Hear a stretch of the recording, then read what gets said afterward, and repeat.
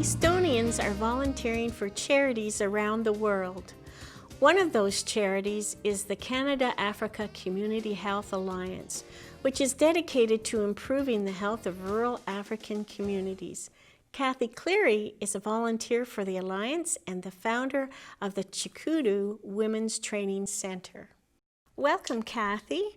You've lived in Kingston, so how and why did you get involved with the Canada-Africa Community Health Alliance? So it started a long time ago. It was in 1984, and I had just had a new baby.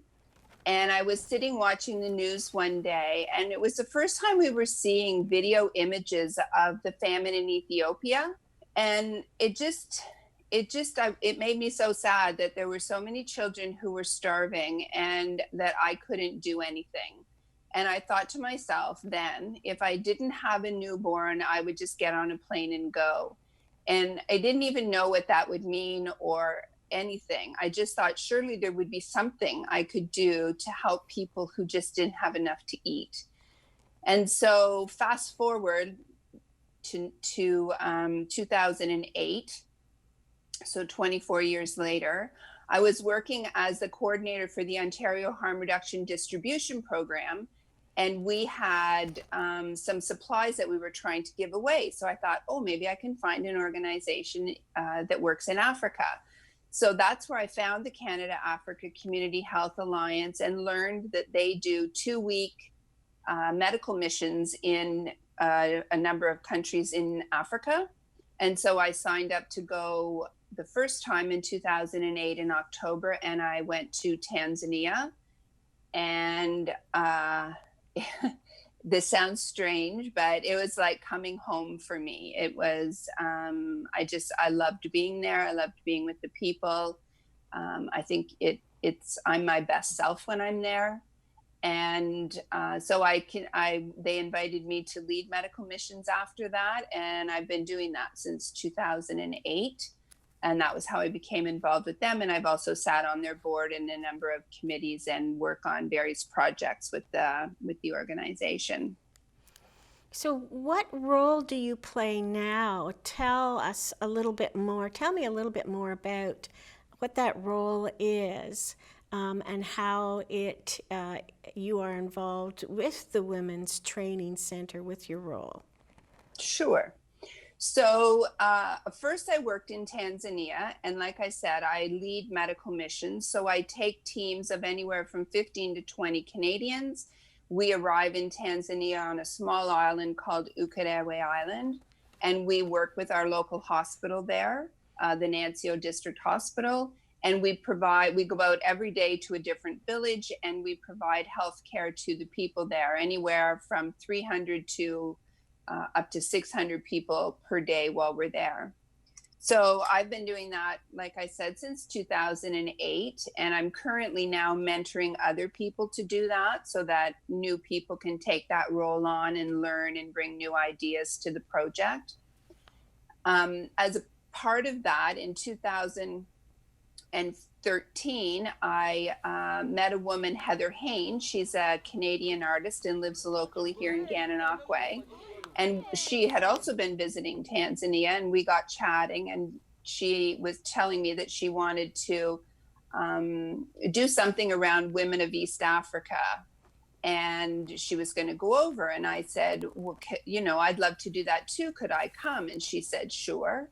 So that was the first time that we visited the Democratic Republic of Congo together. So that's the second country that I work in. And when we were there, we met with a group of 10 women. We had asked to meet with a few women, and there were 10 women waiting. And the women told us stories about the lives that they were leading there, about the violence. It's where we are in the Congo is on the east border between Democratic Republic of Congo and Rwanda. So it's an ongoing conflict zone. And so there's rebel activity there all of the time. And many of the women told us stories of rape and brutal violence.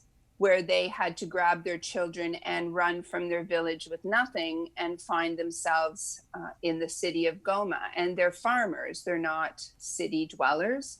So they come to the city with nothing, and they have to figure out how they're going to feed their children, house their children, educate their children while they're there.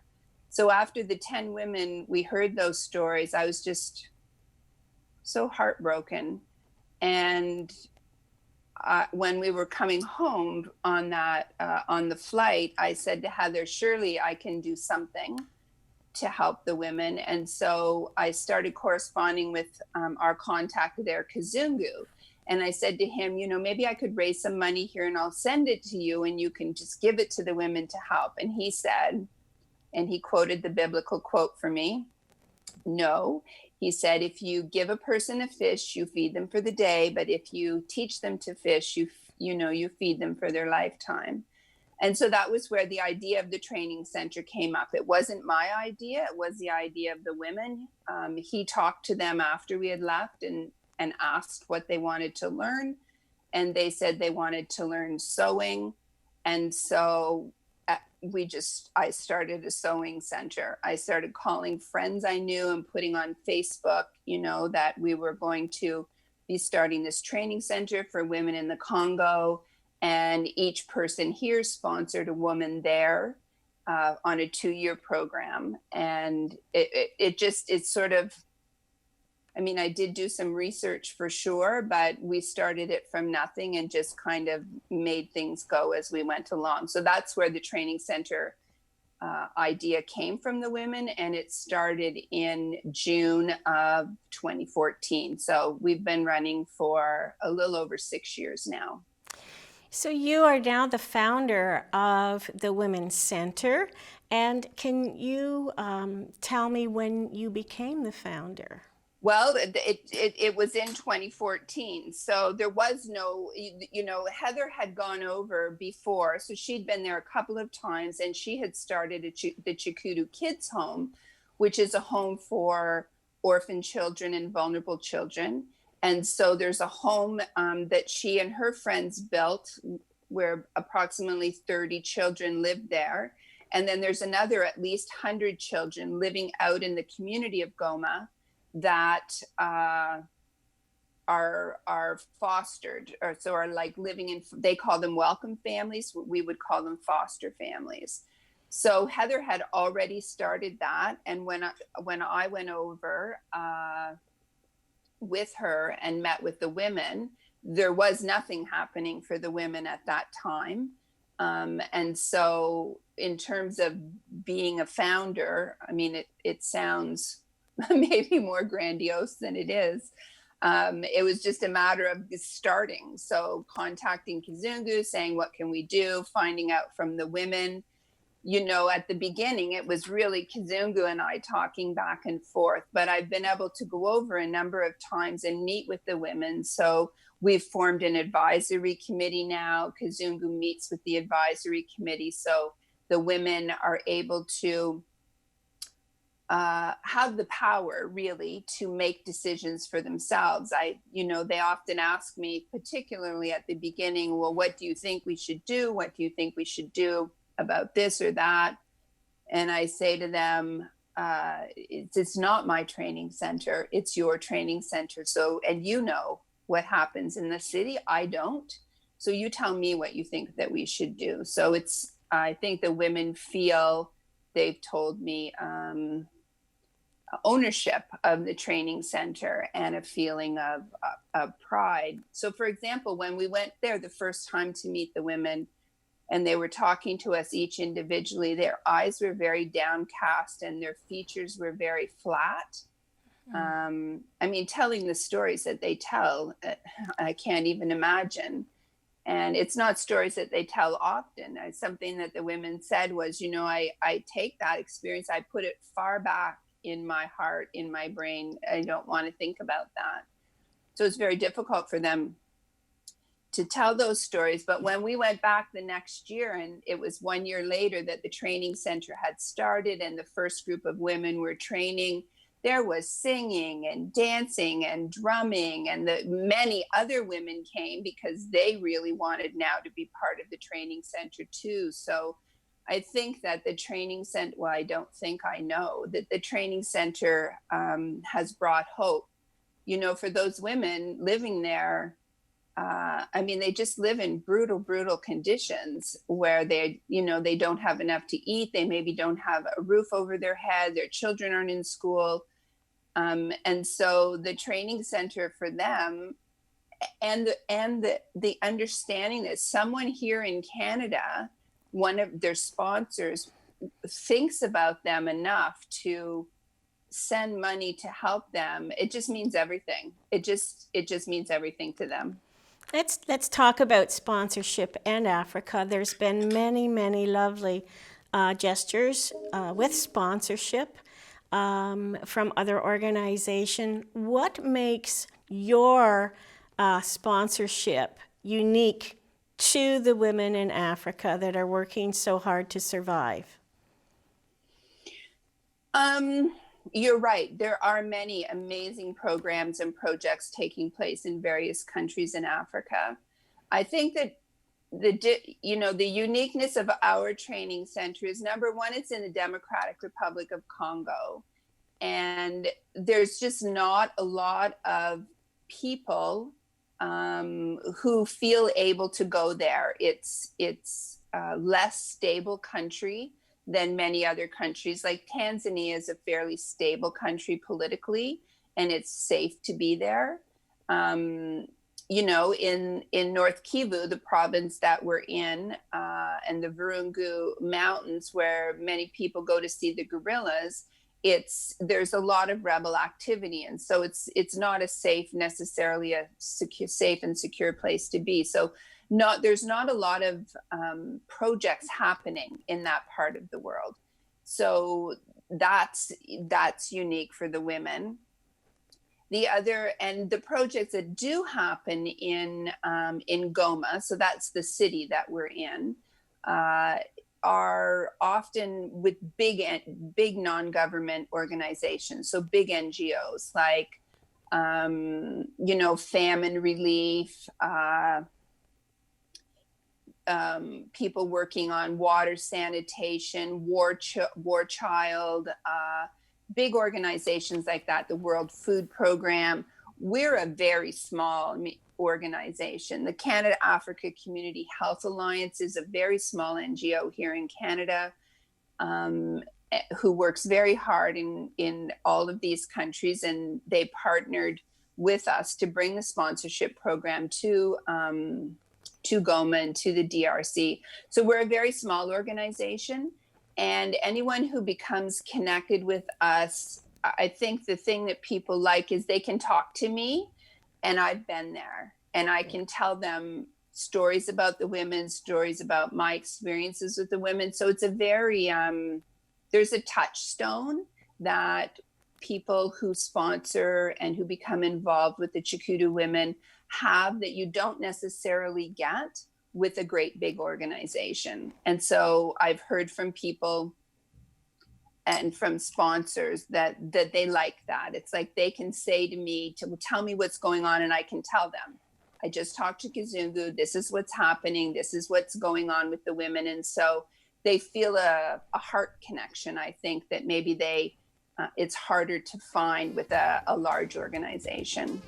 Cathy, we're going to take a quick break, but when we come back, let's talk about the center's community projects. Don't go away. Kingston and Company will be right back on YourTV.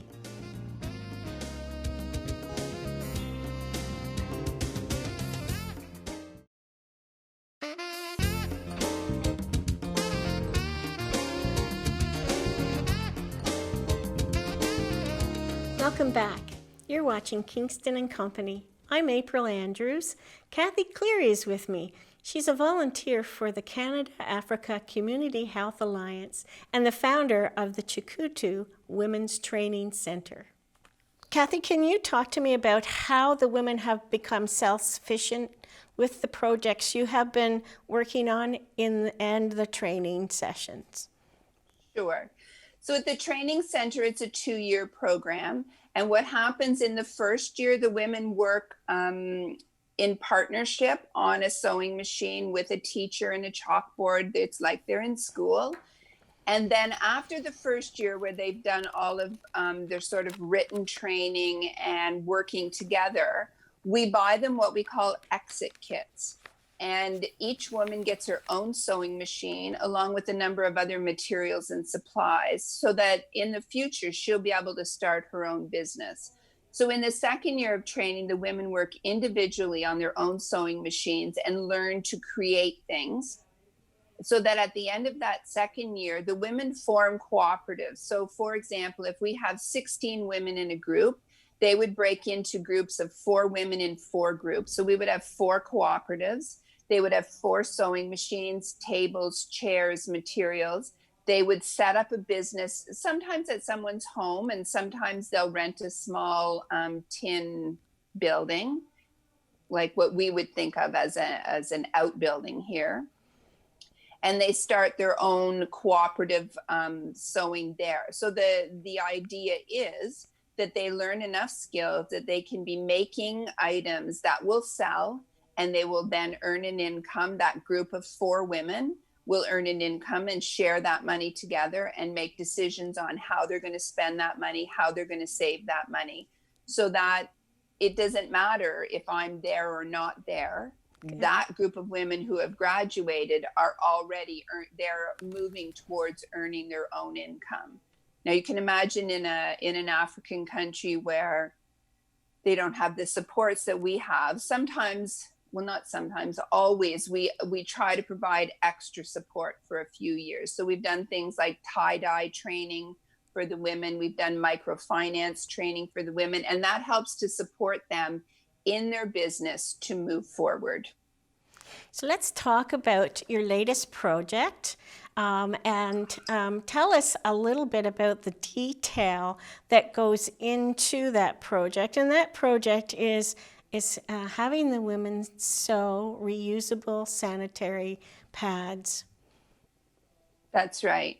So in many African countries, the women are very poor, and so buying throwaway sanitary feminine hygiene products is impossible. In fact, they have no products whatsoever. So women often have to stay home if they are working from work. Girls have to stay home from school. It interrupts. Girls end up leaving school earlier than they would want to because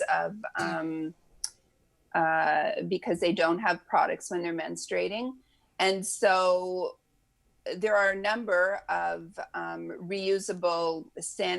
the idea of reusable sanitary pads is somewhat new. And so the women have been wanting to do that. They don't have access to that. And they know many people in the city who don't have access to those products either. So what I did was I sent a proposal to doTERRA, which is an essential oil company, and they have a foundation called doTERRA Healing Hands, and they do what's called matching grants. So I sent a proposal to them saying I'd like to start with the women. We'd like to start a reusable sanitary pad project, and they said, okay, if you can raise up to 20,000 Canadian dollars. If you can raise 10, we'll match 10. So I said, great.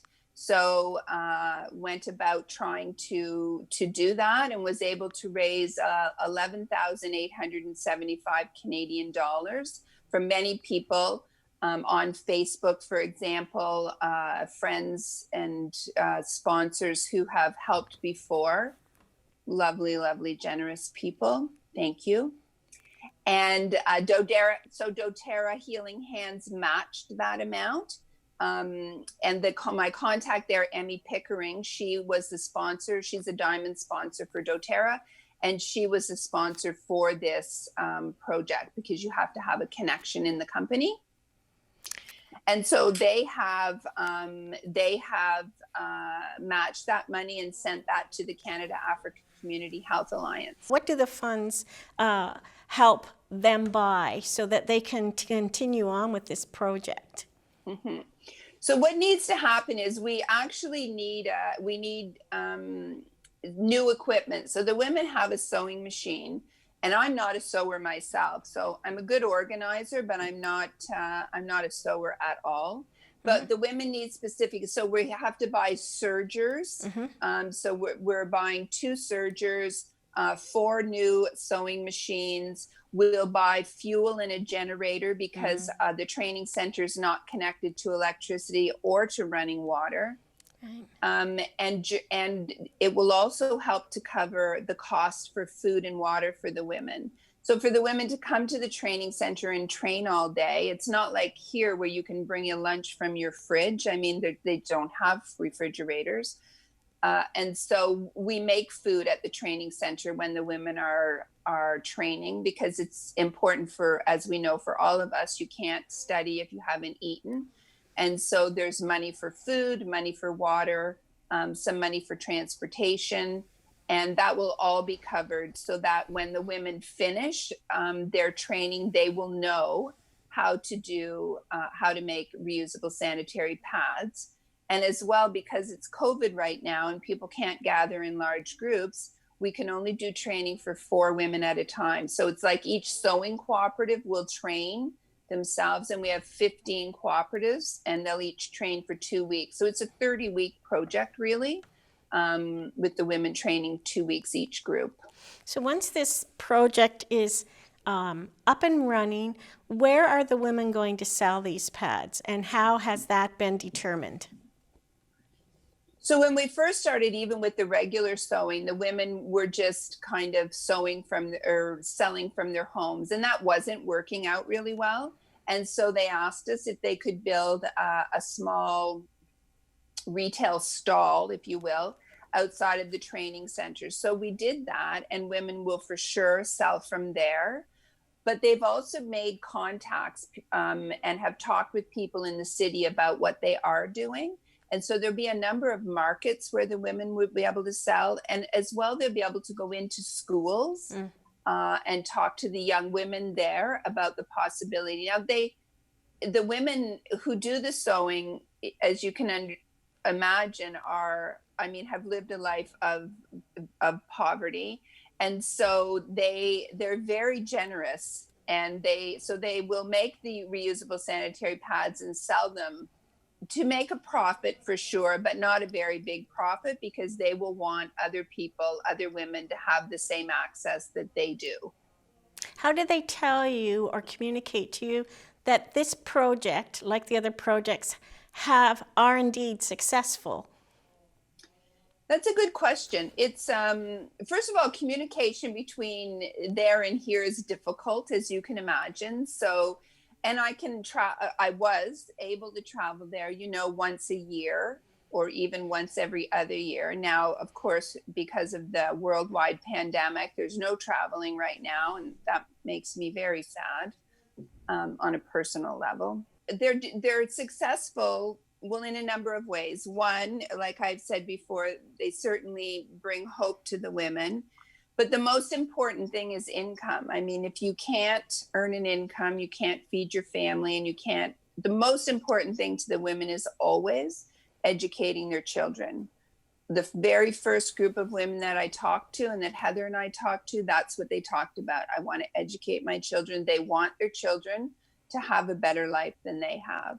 And so the most important thing then is earning an income. And so that's why I talk with them regularly to find out, are you earning an income? Are you earning enough money to send your children to school, to feed your children?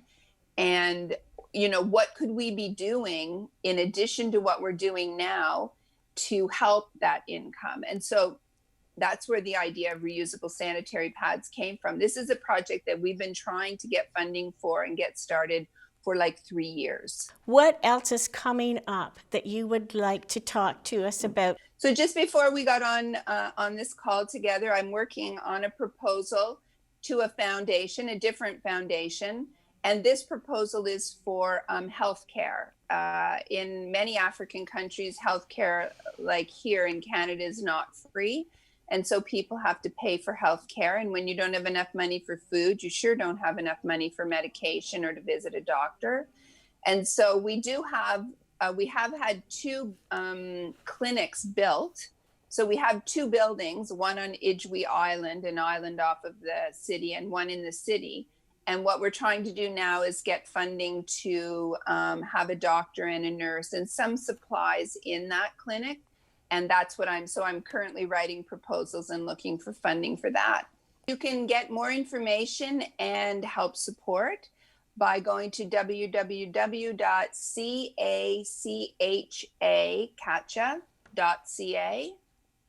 Another website that we have is a Shopify website where we sell some of the articles that the women have made. So we sell beautiful shopping totes that they have made. And that's at www.couragecongo.com.